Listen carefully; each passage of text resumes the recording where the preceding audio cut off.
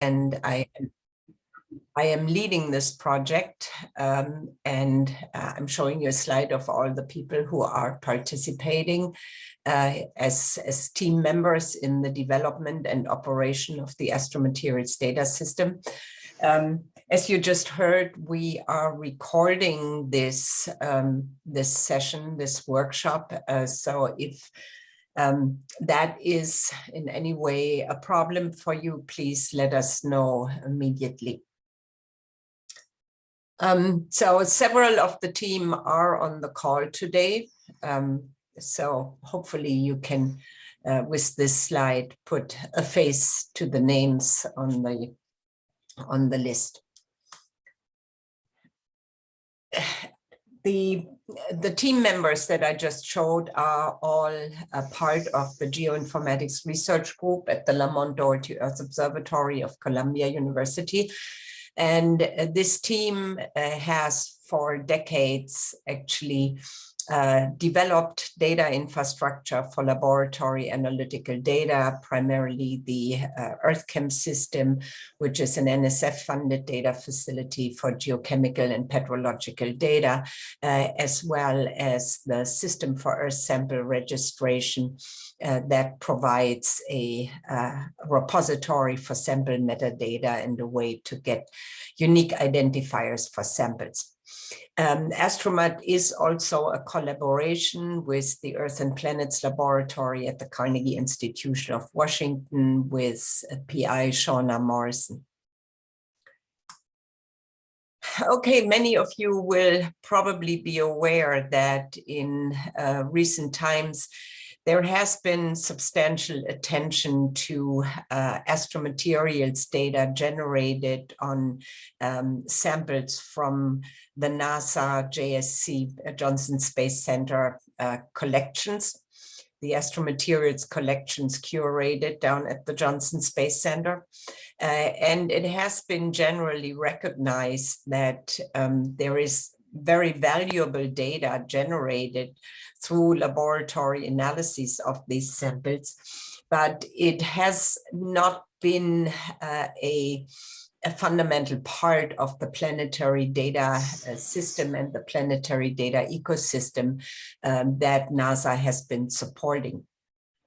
So the recent report here on the right side is a screenshot about the planetary data ecosystem created by the Independent Review Board, specifically recommends that NASA should take actions, establish requirements for the preservation of mission-supported laboratory analyses of samples, and also require data preservation with the appropriate metadata that make these data findable, accessible, interoperable, and reusable.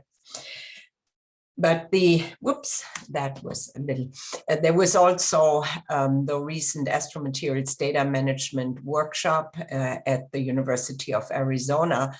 That was a great event providing an overview of existing systems that manage astromaterials data, and also emphasizing the diversity, complexity of these data and the gaps that we currently have. The Astromaterials Data System actually started its development in late 2018, early 2019, and was already starting to address some of the issues that the Independent Review Board found a problem within the planetary data ecosystem. But the development is still ongoing, and so we wanted to continue informing the community of what's happening in the development of the Astromaterials data system, and also open up more to engage the community in this development and operation of Astromat. The mission and goals of the Astromaterials data system are to maximize the utility and impact of laboratory data that have been generated by the study of astromaterials. And this is really driven by the insight that good data management and advanced data access can substantially support today's and tomorrow's science. It will inform decisions on future sample studies because we can base new efforts on what has already been achieved by being able to access all the information about past laboratory studies. And what it also does is really take advantage of new research paradigms that have been evolving, not only in the planetary sciences, but across much of the natural science disciplines and beyond, using data science approaches, artificial intelligence, and machine learning to extract knowledge from all the information that has been gathered in the past. So as I said, the development started for good in 2019, though we had a contract before to basically prepare our infrastructure for the development of Astromat. So what we have been working on is to build a repository where researchers who generate laboratory data from Astromaterials can archive and publish the data, share them in order to comply with data sharing policies that funders and publishers have increasingly developed and enforced, actually. What we're also working on is a synthesis of Astromaterials data where researchers can discover, access, and analyze data. And this does not only include data that are generated today and will be generated tomorrow, but also all the historic data that have been generated on samples. So a huge effort in this project is to restore historic data, meaning we are combing through the literature of the last 50 years, extracting data, extracting metadata, harmonizing and integrating these data into a single data product that will also contain all the data that are currently generated and will be generated in the future. And we're doing this in conjunction with efforts in the community that are developing standards for lab analytical data.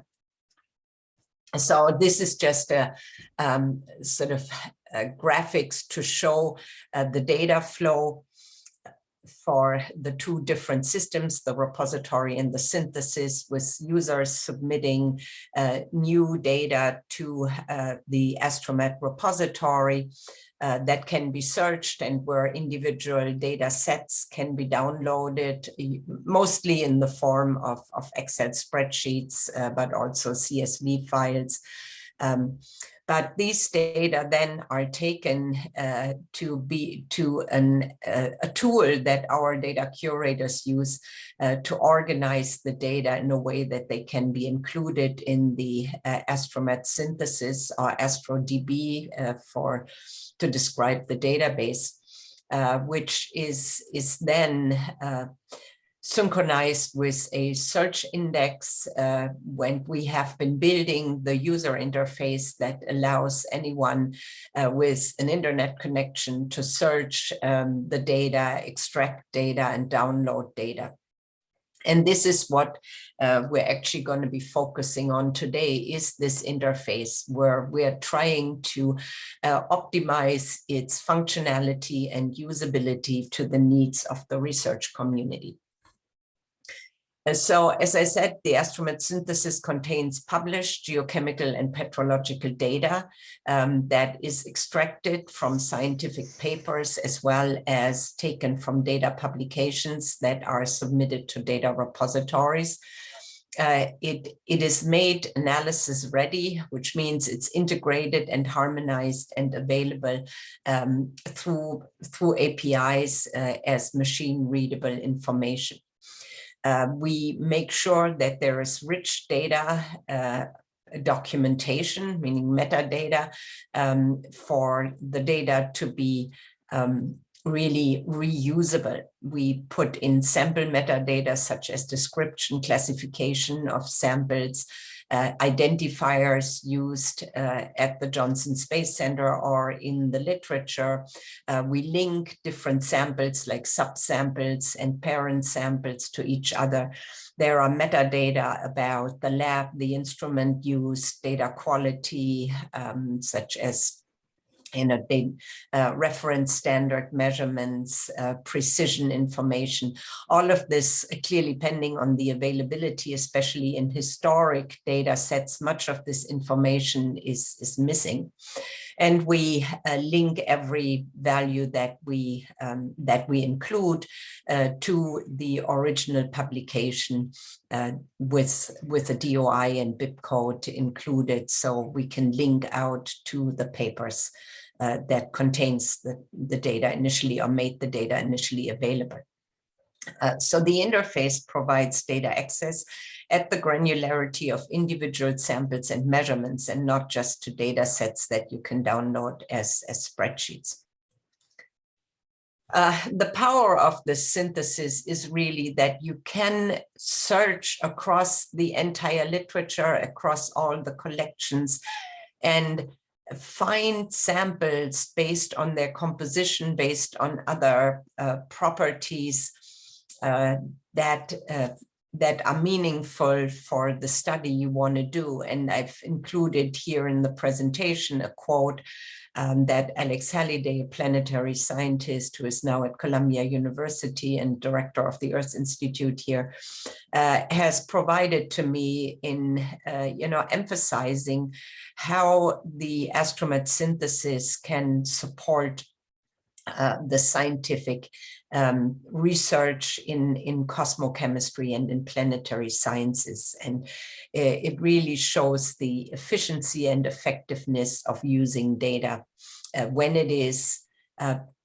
presented and provided to the users in this integrated and harmonized fashion. So here's our current status. We have data from over 1,700 scientific papers included, mostly from the lunar sample collection, but we are getting pretty far along with the Antarctic meteorite collection as well. We have a prototype of the search released, and this is what we're going to demo to you now. The development and debugging is still ongoing, and we're working on a new version with a new index structure that will make the system faster, have better performance. So we're now seeking your input, the input from the community on functionality and usability. And we're going to be showing, a slide with all kinds of questions that we would like you to think about. So I included a couple already. So when we do this demo, please consider, how would you like to use it? Is there functionality missing? Is functionality not clear to you, what it's doing, where you can access it, and so on? What I should add to this is an alert that the current download page is being refined and unfortunately currently not available. Again, here is, think about what is useful, not useful, and so on. I already summarized that. And we would let you also hope that you will sign up to future testing events. We hope that the next Lunar and Planetary Science Conference will be in person, and we can sit down with you and do more in-depth usability testing studies. Yeah, with that, I think I can hand over to how do I get out of my, and hand over to Jennifer Mays, who is project manager for Astromat, and will show the demo of the current system. Okay, thanks, Kristen. If you could stop. Yeah, I'm doing it right now. It took a moment. Oh, okay, no worries. Okay. All right. I'm going to be showing the AstroSearch demo for you. Just a quick outline. I'm going to highlight the search functions and features, including the 4 different screens in the search, present a use case, and then we can open for Q&A. This is the first screen where you can make selections from 4 filters. Right now, like Kirsten mentioned, there are 2 collections to choose from. There are data sets from about 900 lunar samples and about 800 meteorite publications. The astronaut data curators continue to enter this data into these collections. In the next phase of the projects, oops, I'm sorry, I went back to the wrong screen. In the next phase of the project, we'll enter data from the other GSC collections, including the Hayabusa, Stardust, Genesis, and other collections. And so what you can do is you can go to the collections tab, you can make your selection and add those if you want. The mission, we have this mission selection where you can sub-select anything from the various Apollo or lunar missions. You can select all, or you can select individual missions. The geo feature selection as country, crater, or landing site. You can use that for meteorite locations or landing site names for the Apollo missions. If you, one of the helpful features is the search bar where you can enter a search term and that automatically pulls up, that automatically pulls up what you can search for.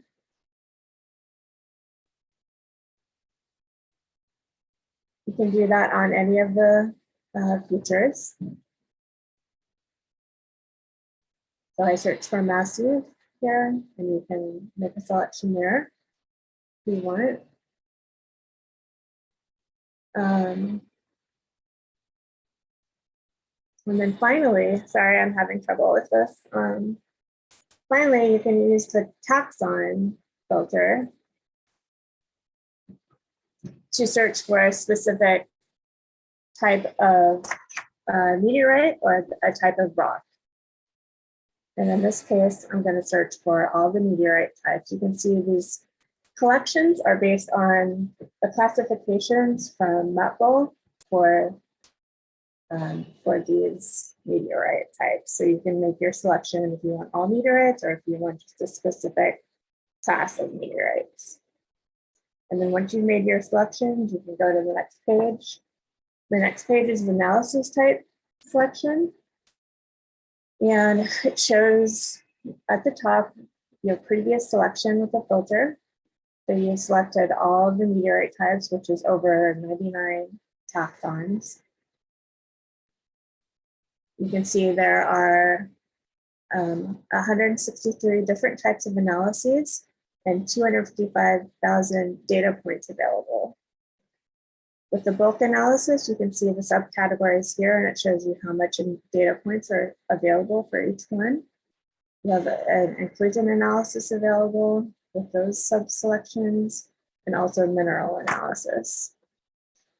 And you can look at specific, you can scroll down, or you can go use the search bar again to look for what material that you would like to study. And it shows you at the top, again, the number of data points that you've chosen and the number of analyses that you've chosen.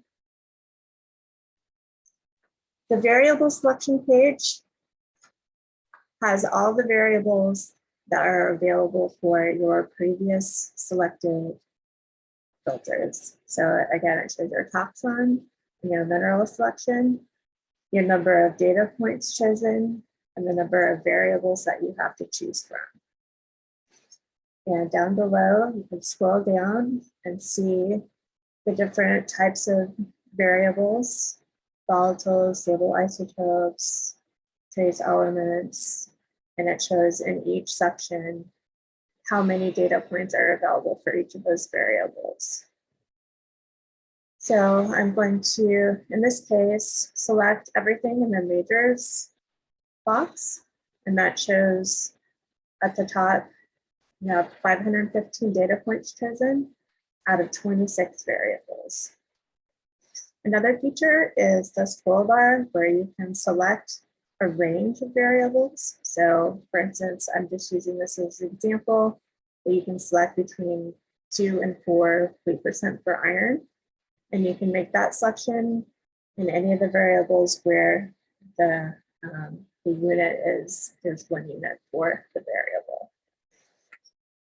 And then once you're done with your selections, you go onto the download results page. This is, as Kristen mentioned, we're under development right now. We're refining how this displays your results. It shows 25 samples from your previous selected filters. And this is what the download information looks like.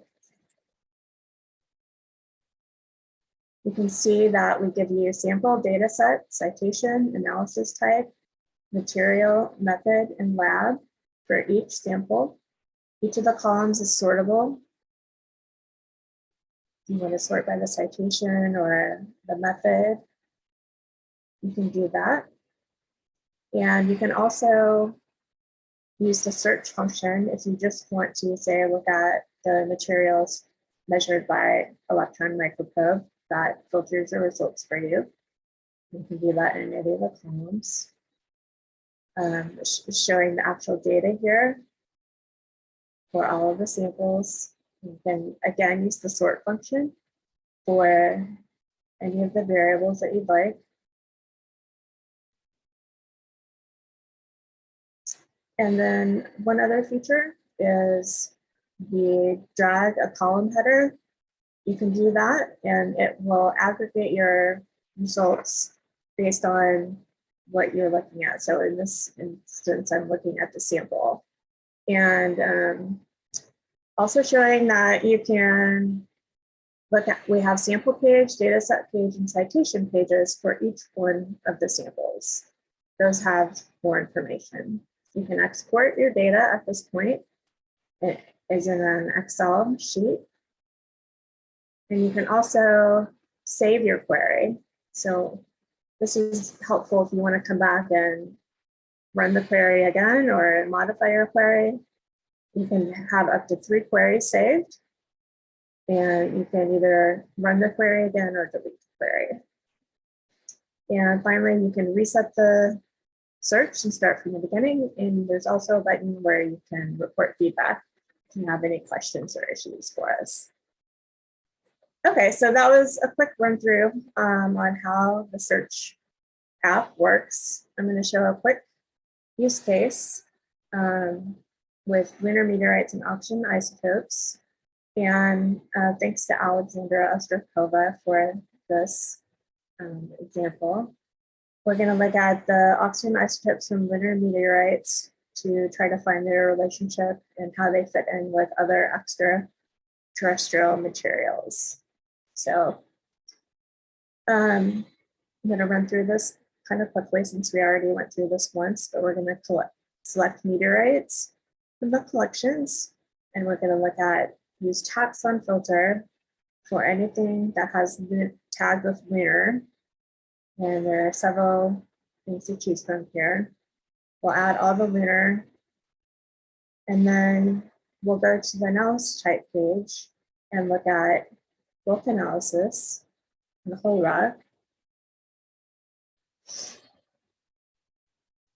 And then for the variables page, we will go down and look for oxygen isotopes under the stable isotopes subsection.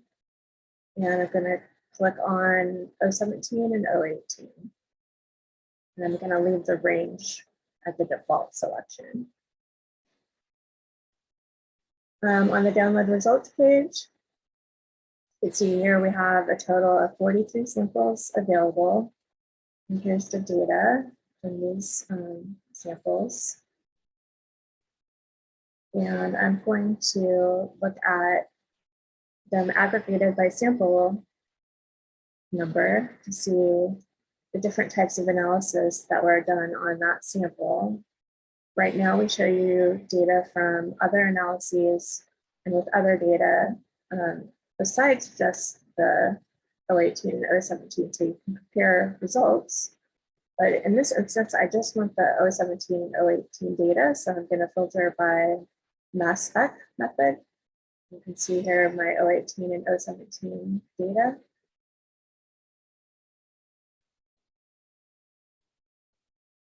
And I'm going to export that data. And this is what that data looks like. We have the sample number, the data set number, the citation number.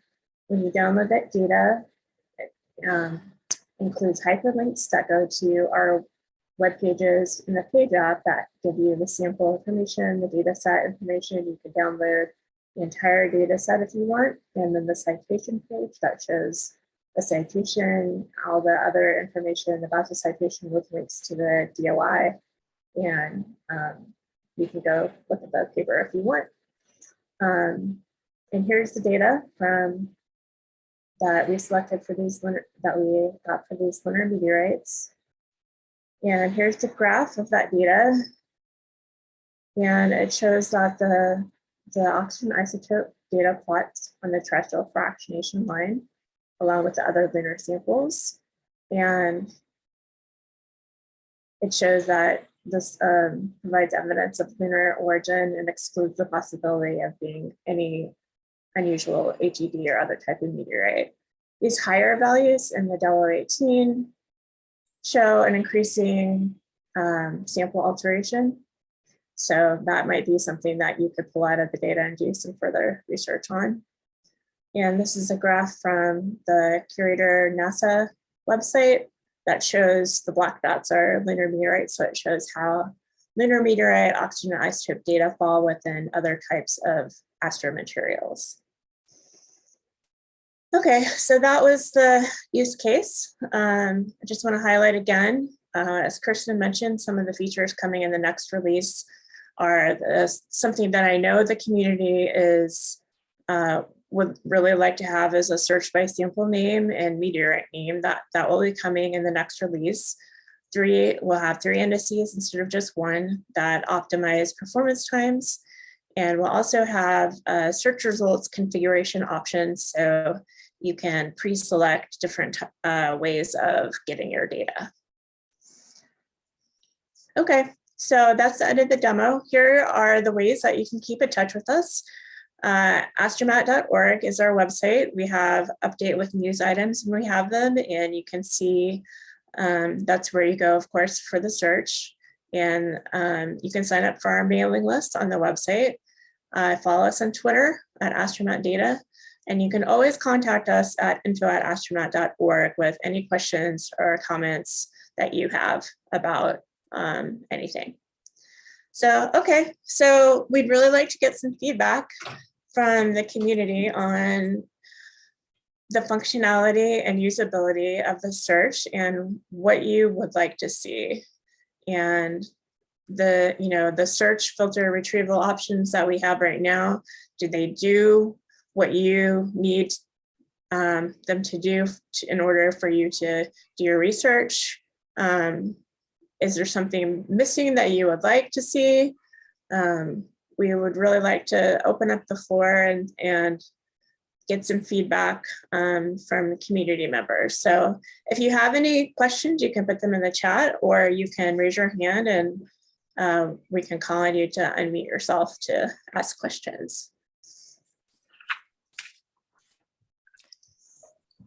Thanks, Jennifer. So I really like to hear some reactions from you. I mean, obviously, best is always to play with the system and then get a feeling of where things work for you and where they don't. But has any one of you seen any major problems, major gaps where you would like to do something different or something additional in these search and filter procedures? Don't be shy. Just unmute yourself, and would be nice to hear somebody talk. I think that we can get a discussion going. Hey, hello, Ludovic speaking. Can you hear me? Yes, hello. Yeah, Ludovic Ferrier from the Natural History Museum collection in Vienna. I have not been following much before. Today I follow your presentation. I hear about your initiative by email a few times. But my first question would be, how are you working with medbars? Or do you know medbars? Because as curator of the meteorite collection, I have been using this platform for a decade or so, and there are also some similar features in this platform about meteorites, at least. Yes, that's a great question. So I've been actually communicating and meeting with Dominique Hetzel, who has been kind of the lead researcher on MEDBase for the last 2 years at least. And we have been planning the sort of linkages and integration of MEDBase and Astromet. The situation has been that MEDBase has been looking for a new home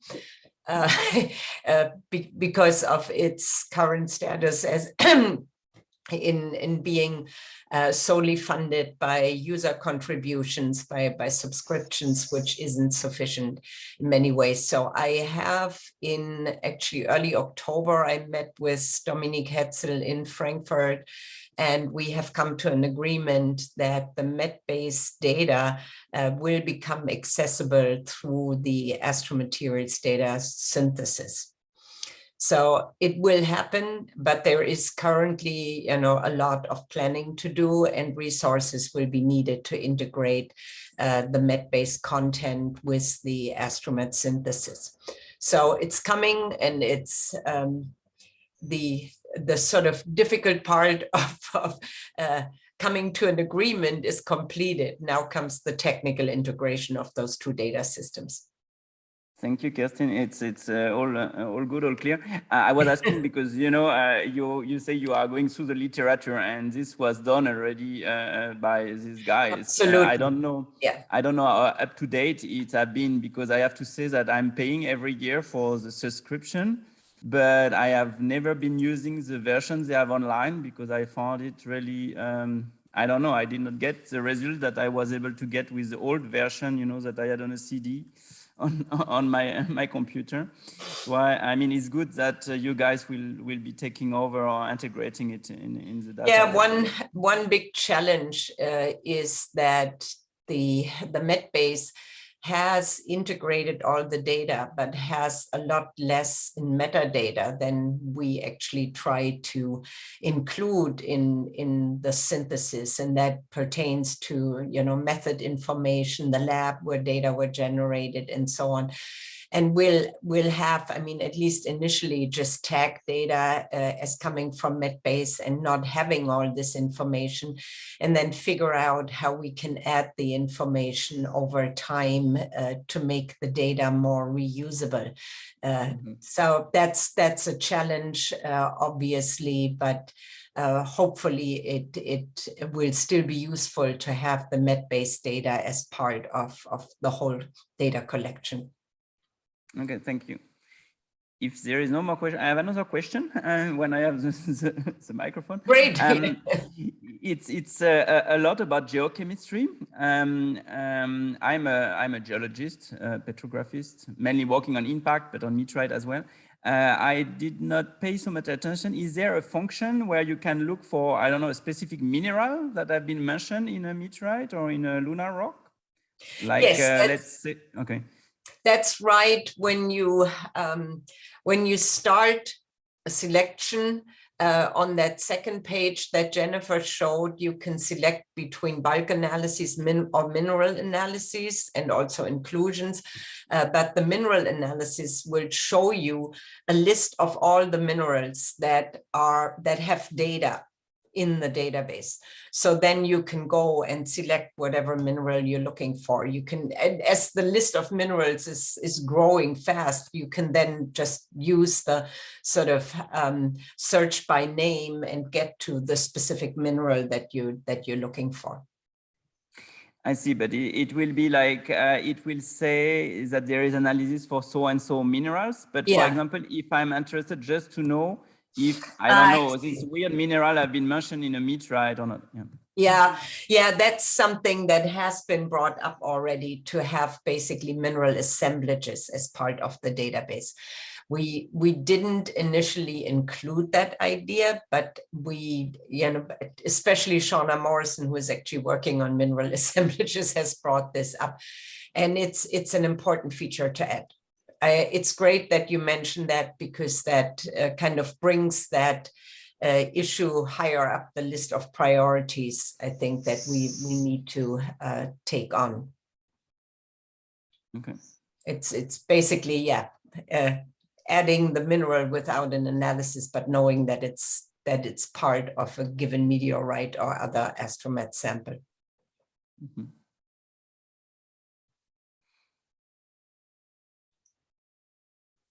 I have one more question. Sorry, to monopolize the microphone. We are in lockdown right now in Vienna. It's why I need to speak. I was wondering, this is my curator function that bring me to this question. Is there any way to find out from where the sample that was analyzed is coming from? We are linking with the meteorite metadata that are available in the MetBull catalog. Okay. That is the information we have.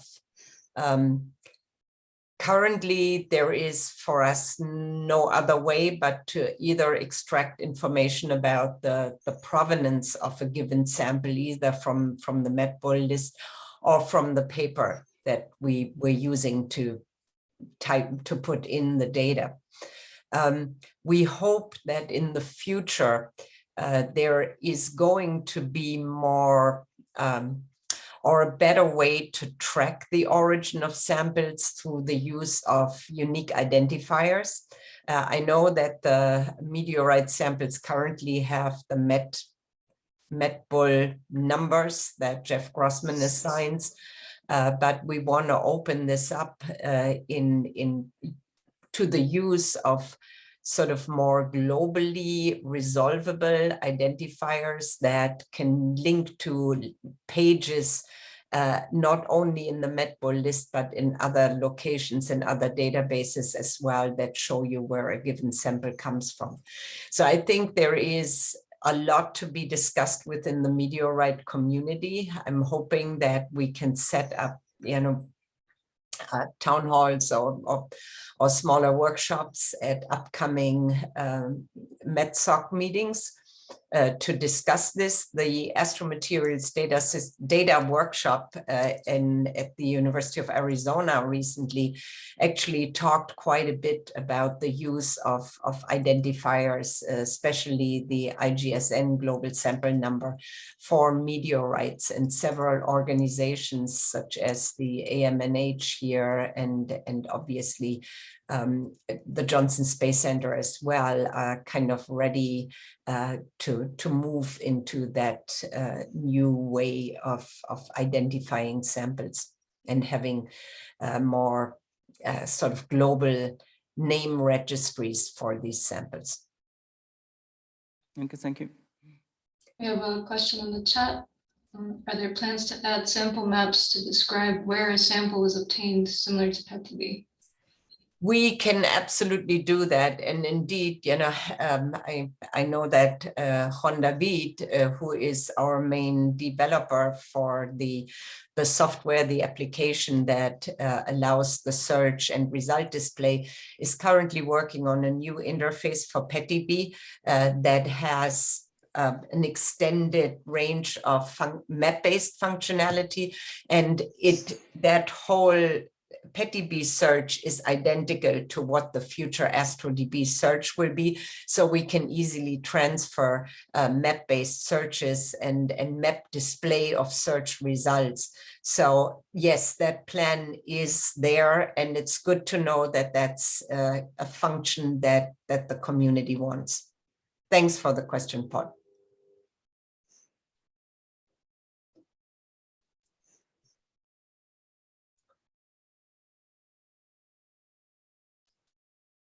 Anybody else?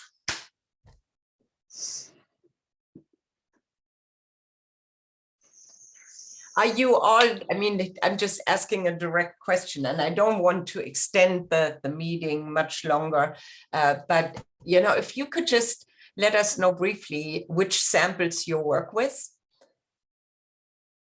Is it lunar samples? Is it meteorites? One of the questions we have been asking ourselves actually is, I mean, once we're done with the data entry and search functionality for meteorites, we're going to move on to the other collections that the Johnson Space Center is curating, such as stardust, cosmic dust, and so on. What is there a need to have a search that crosses all the different collections, or would you usually just ask for data from a given collection, just data for meteorites or just data for lunar samples? Or is there a need? Would you actually appreciate being able to look for samples in other collections as well?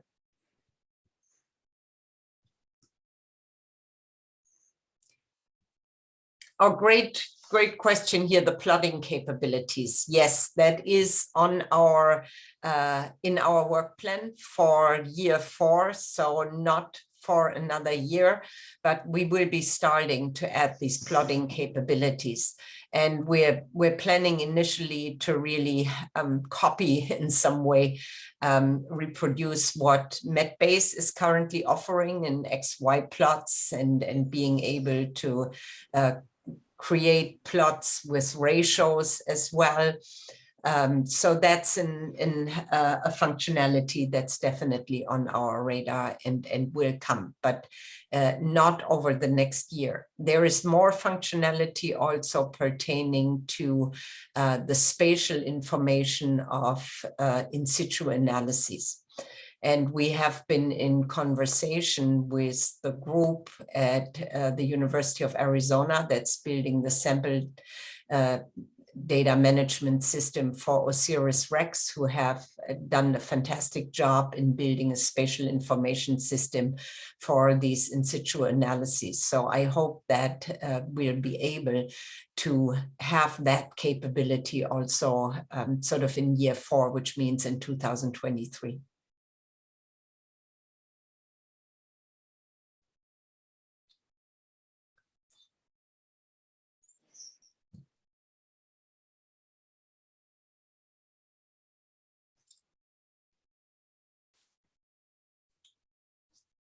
Well, last call for questions. Otherwise, I think we are sort of on target with the 45-minute time frame for this webinar. And you know, I already I'm really glad for the feedback we got. I can see that, you know, the plotting capabilities, you know, more of adding more functionality for actually exploring the data, analyzing the data in some way is a really important focus for us in the next development phase. So we want to make the searches work right, but add on the plotting capabilities, the maps, and so on that you're looking for. And if there is anything that comes to your mind now, after the meeting, please send us an email, let us know. We're also more than happy to run another webinar that focuses more on our repository for data submissions. If you're publishing in especially AGU journals in Nature or Science, these journals request you to submit your data to a trustworthy repository, and the Astromat repository is one of those. So let us know if you need help with sharing your data via a repository. And we can run another webinar if necessary, just to show how to submit your data, which is a pretty straightforward process. So thanks again for attending. I'm glad you did. Let others in your community know what's happening and let them try things out. And I hope that we can see each other at upcoming meetings, such as the LPSC or the next METSOC, or maybe even the IMA and AGU, EGU, and so on, where we're going to be trying to set up either exhibit booths or town halls to continue our dialogue with all of you. Paul is asking about regular workshops. I would really like to do that. I would also like to really set up sort of a power user group that stays more engaged and really gets the preview of new functionality and helping to optimize that functionality and help us stay aligned with the community needs. So we will try to set up regular workshops, and I encourage you to keep an eye open for when the announcement comes out.